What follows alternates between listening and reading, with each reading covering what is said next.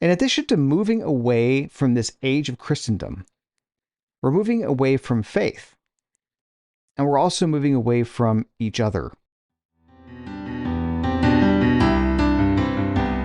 Hey everyone, this is Mike from Catholic Treehouse. I'd like to welcome you to episode 68 of the Saint in Progress podcast, your source for inspiration, information, and directions for your soul's journey back home to the Father's house. I cannot believe it is already the end of May. I also cannot believe that our youngest daughter was confirmed a few weeks ago. She took St. Thomas Aquinas as her patron saint, so the Dominican sisters there were pretty happy. I also cannot believe that she's completing 8th grade, going to high school next year. And I also cannot believe that our other daughter has her learner's permit. So that's another, oh my gosh, are you kidding me moment, right? So what's the old saying? The days are long, but the years are short. I mean, how true is that? So, of course, we parents, we want to hang on to every second we can with our kids, right? I mean, especially once they hit the mid-teen years and everything seems to be going faster, and we realize that all of these various different chapters are quickly coming to an end. I mean, it's, oh gosh, I'm not ready. Anyway, on that note, this will be the last podcast episode before the summer hiatus. In addition to wanting to spend some more quality time with my family, the Treehouse has a lot of stuff in the pipeline, and work on each podcast episode takes more time that I will have to give. And speaking of stuff in the pipeline, if you're not on the email list at catholictreehouse.com, go sign up so you can get notified of new books and stuff. And if you're only listening to the podcast and you're not signed up on Substack, you will miss all the written pieces I will post there. So head to catholictreehouse.substack.com and sign up there as well. So the written pieces will get emailed to you. Now, however you subscribe, either Substack or catholictreehouse.com, either way, you'll get a free PDF download of an examination of conscience based on the virtues of faith, hope, charity, prudence, justice, temperance, and fortitude. Now, the cool thing is that together, there's 7 of those virtues. So you can just do an examine of one virtue a day. My family did that for Lent this past year, and it was very beneficial. Okay, so a couple other little news bits before I get started. This coming Monday, May 25th, Memorial Day, I'll be on St. Gabriel Radio again, talking about one of my favorite topics, saints, in particular the saints of June. If you're sleeping in on Monday and missed the show, or you're not in Columbus, they do have a podcast. I will link to that in the show notes. I've also started a show notes section on the website at catholictreehouse.com/820. That's 820, which is the AM 820 at St. Gabriel Radio's frequency, if you still have an old-timey AM radio. So if you go there, I will link to my show notes, as well as, at least that's my show prep, I should say, as well as the podcast from 820 when it's available. The other thing is, pools will be opening up this weekend, and there's a couple things I want to touch on. First, modesty in your attire. This is a very controversial, hot topic, and I posted a written piece on it last year. I'll link to that also in the show notes, but the bottom line is this. It's not about you. Being modest in your attire is loving your neighbor. If you want the reasons why, then check the show notes for the link to the article. Okay, second, this is the main thing I want to talk about today. And it does deal in part with summer. I'll get there. But first, since I enjoy talking about the saints, I want to talk about Blessed Alcuin of York. Now, most people have never heard of Blessed Alcuin of York, but he is a crucial and pivotal person in history. So here's the brief bio. Sherman set the Wayback Machine for the year 735 AD, plus or minus about 5 years, because we don't know exactly when Alcuin was born. We do know that he was born in or very near York in the Anglo-Saxon kingdom of Northumbria. It seems that his parents died when he was young, and he was raised by some group of clergy. We don't know exactly who, if they were monks or just priests or whatever the case may be. But we do know he was raised by some group of clergy. These details are a little vague. The point is he was brought up in and educated as a child of the church, and he loved learning.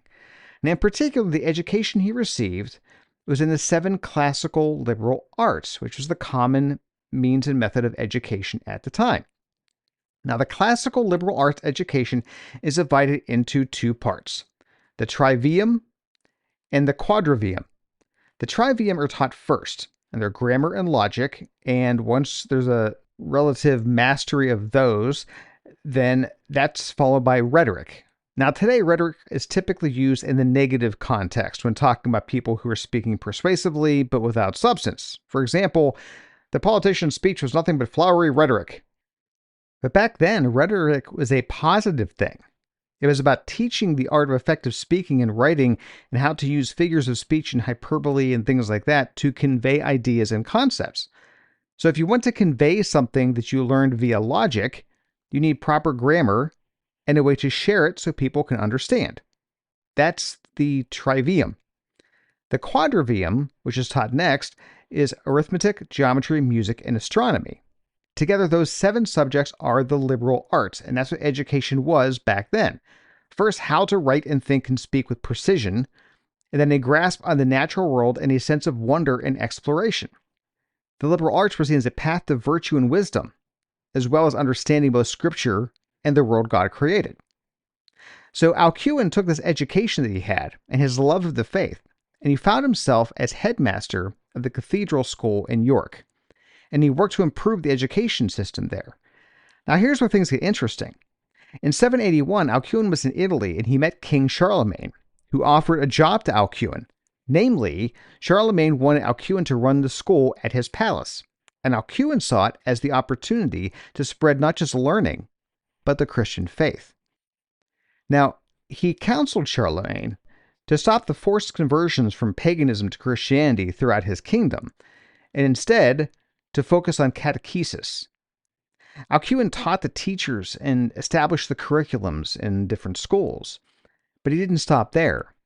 He established scriptoriums to copy texts. He also sought to integrate the Christian life into society at large by advancing the belief that the whole person, mind, heart, and soul, needed formed. So the development of the whole person, the education of the whole person, that's what he was concerned with, because he realized that we are integrated body and soul composites. These are the reforms that Alcuin, through Charlemagne, instituted in the schools that were created by Alcuin's insistence.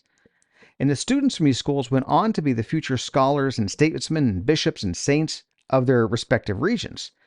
In other words, Blessed Alcuin of York was responsible for planting the seeds of the massive expansion of Christendom, an era when Christianity grew to be the dominant cultural force in society. Now, in this present day and age, we are living in the decline of Christendom. The beginning of this was brought about during the Enlightenment period, where people began to separate faith and reason.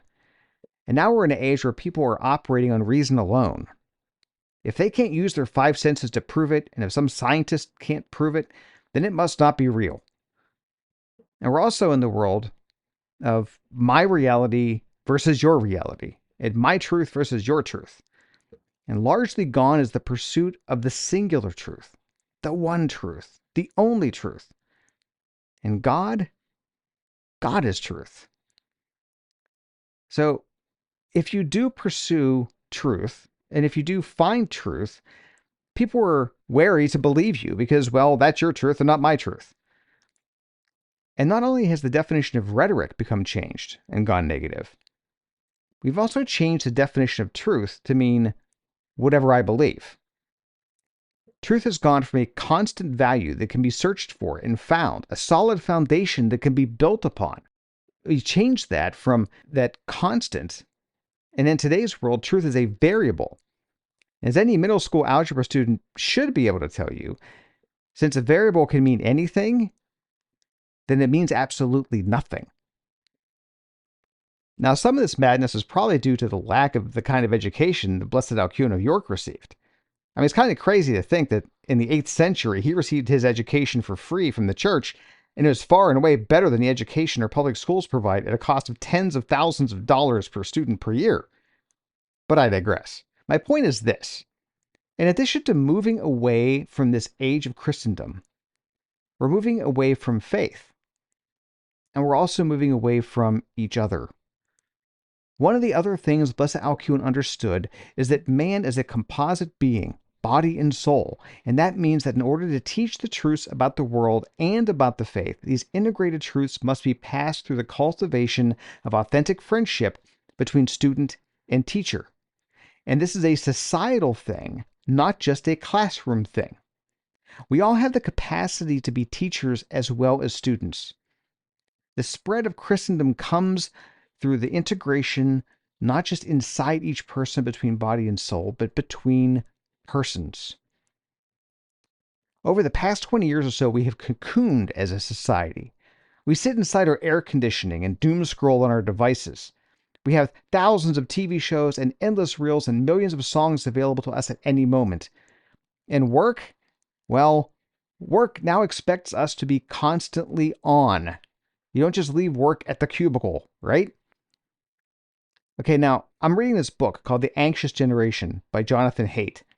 He's talking about Gen Z and their anxiety, and he has this to say about the world Gen Z was raised in. It was a world in which adults, schools, and other institutions work together to teach children that the world is dangerous and to prevent them from experiencing the risks, conflicts, and thrills that their experience-expectant brains needed to overcome anxiety and set their default mental state to discover mode. My fellow saints in progress, if we don't make a change, this is the beginning of the fall of Christendom right here. The turning in on ourselves, the shutting out of the world that God made, the distrust of our fellow man who is capable of teaching us or who needs us to teach him, the loss of the sense of wonder and awe and discover mode. So your homework for the summer is this: unplug from the virtual and reconnect with other people in person so that you can teach and be taught. This is more than just go touch grass. This is go outside in the heat and read a book. Then talk about it with your neighbors. This is bake cookies and sit on your front porch and give one to every kid who rides by on their bike. Make it a Saturday or Sunday thing so they keep coming back. Build relationships with your neighbors and get to know them again. Show them through your life an example what being a person of faith really is, and show them and their kids that you can be trusted and you're not just a dangerous creep. If we're going to rescue and rebuild Christendom, it starts with each one of us getting back outside and connecting with the people in our neighborhoods so you can share the true, the good, and the beautiful things about our Catholic faith. We might not see a rebuilding of Christendom in our lifetimes, but it has to start with us. And it starts by planting seeds of Christendom. At the very least, you might be able to get another soul, or a family of souls, on the right road home to the Father's house.